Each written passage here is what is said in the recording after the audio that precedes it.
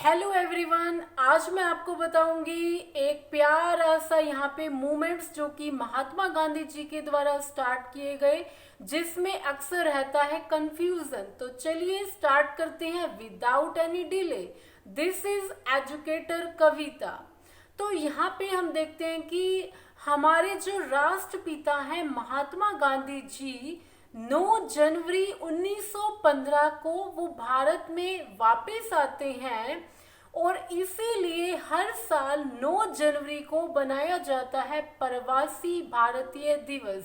Specially देखिए क्यों बनाया जाता है प्रवासी भारतीय दिवस, इसीलिए बनाया जाता है विदेशों में बसे जो भारतीय हैं जिन्होंने इंडिया का नाम रोशन किया है अलग अलग फील्ड्स में, तो उन्हें भारत सरकार द्वारा सम्मानित किया जाता है। पहले ये जो मूवमेंट था, एक तरह से पहले जो ओकेशन था प्रवासी भारतीय दिवस, ये हर साल बनाया जाता था एनुअल बेसिस पे, लेकिन बीजेपी गवर्नमेंट ने ये डिसाइड किया कि हम इसे बायएनुअल बनाएंगे, मींस 2 साल में एक बार। चलिए उसके बाद अब देखिए 1915 में एंट्री हो गई है यहाँ पर हमारे राष्ट्रपिता जी की इंडिया में। तो यहाँ पर वो खाते हैं केक। जी हाँ, तो हमारे जो ट्रिक है वो है केक। सी से है यहाँ पर चंपारण मूवमेंट, चंपारण सत्याग्रह, ये हमेशा हम याद रखेंगे। देखिए यहाँ पर क्या होता है, चंपारण एक जगह है बिहार के अंदर, और यहाँ पर किसानों को एक तरह से कंपेल किया जाता है कि उन्हें नील की खेती करनी ही पड़ेगी। तिनकटिया सिस्टम के नाम से भी इसे जाना जाता है, और इसमें 3/20 तिनकटिया 3 पोर्शन जो है नील का उन्हें उगाना ही पड़ेगा अगर वो टोटल 20 का उनका टोटल का प्रोडक्शन है। तो नील की खेती किसान नहीं करना चाहते थे, क्योंकि नील की खेती जमीन को एक तरह से बंजर बना देती थी। इससे जो जमीन की फर्टिलिटी है, वो उपजाऊपन, वो बिल्कुल खत्म हो जाता था। तो अगर वो प्रोडक्शन नहीं करते थे नील का, तो नील उगाने की उनको क्या दी जाती थी सजा, उनके ऊपर बहुत ज्यादा टैक्सेस लगाए जाते थे ब्रिटिश सरकार के द्वारा। नील की खेती जो कि नील डाई जो होती है, क्योंकि इसके बाद देखिए सी हमने पढ़ लिया चंपारण सत्याग्रह, उसके बाद आता है ए से होता है अहमदाबाद मिल वर्कर्स। अहमदाबाद मिल वर्कर्स यहाँ पे जो कि 1918 में आता है।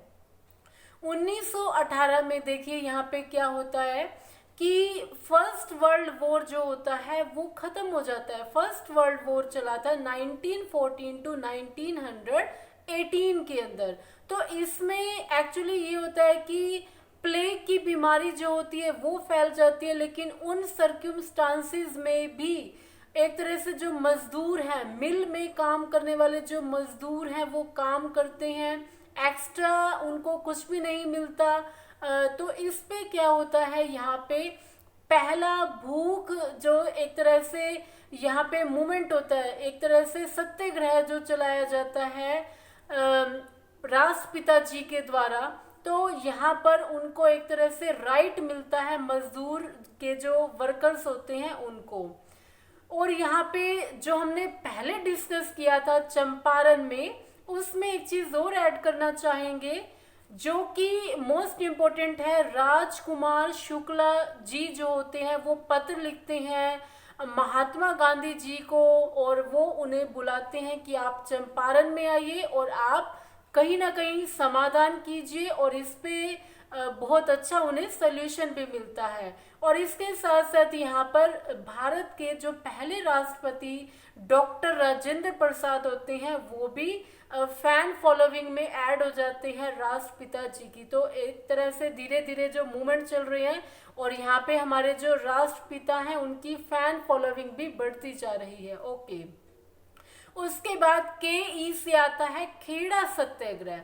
खेड़ा सत्याग्रह में यहाँ पे स्पेशली होता है, वो मिलते हैं यहाँ पे वल्लभ भाई पटेल जी से। यहाँ पे क्या होता है देखिए, खेड़ा ये गुजरात की बात होती है। यहाँ पे एक तरह से जो भी आपका प्रोडक्शन होगा, एक तरह से माल गुजारी जिसको बोलते हैं, आपका जितना भी प्रोडक्शन हुआ, मीन्स किसानों का जितना भी प्रोडक्शन होता था, उनका मेजर पोर्शन, उनका एक बड़ा भाग एक तरह से ब्रिटिशर्स को देना पड़ता था टैक्स की फॉर्म में, जो कि बहुत बड़ी समस्या थी। मान लीजिए जो बड़ा किसान है उसका प्रोडक्शन तो अच्छा हो गया, लेकिन जो छोटे किसान है, जो मार्जिनलाइज्ड किसान है, या जो बिल्कुल जिनका इतना प्रोडक्शन नहीं है, तो वो अगर एक मेजर पोर्शन टैक्स की फॉर्म में ब्रिटिशर्स को दे देंगे, तो वो खुद क्या खाएंगे, क्या उनको लाभ होगा, क्या उनकी फैमिली, क्या इससे एक तरह से उनको क्या खाने को मिलेगा। तो यहाँ पर भी एक ये जो सबसे बड़ा माल गुजारी का ये जो टैक्स ये जो लिया जा रहा था रिवेन्यू, उसके ऊपर भी यहाँ पे राष्ट्रपिता जी ने यहाँ पे एक तरह से उनको सही रास्ता दिखाया, और यहाँ पे स्टेप लिया गया और उनकी बात सुनी गई। और जो हमारे सरदार वल्लभ भाई पटेल जी हैं, वो भी महात्मा गांधी जी के बहुत बड़े फैन हो गए। तो आई थिंक अब आपको क्लियर हो गया होगा। ये भी 1918 की बात की है, अभी मैंने जो आपको खेड़ा बताया ये 1918 की बात है। तो आई होप आपको ये जो केक है ये अब समझ में आ गया होगा, कैसे यहाँ पे काफी इंपॉर्टेंट पॉइंट्स हमने जोड़े हैं। तो थैंक यू फॉर वॉचिंग। अगर आपको वीडियो इंफॉर्मेटिव लगा तो वीडियो को लाइक, शेयर और बेल आइकन को हिट करना ना भूलिए। Thank you for watching.